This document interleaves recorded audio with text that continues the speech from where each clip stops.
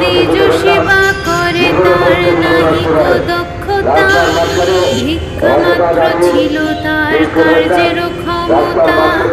নিত্য ভিক্ষা করি করে উদর পূরণ, তাহাতে দ্বিজ সেবা হয় অনুক্ষণ।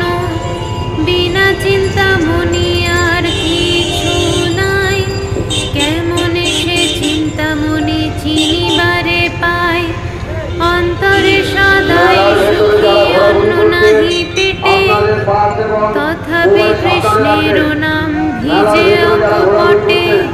হেন কালে এক পুত্র ভূমিষ্ঠ হইল, হেরিয়া তাহার মুখ বিষাদে ভরিল।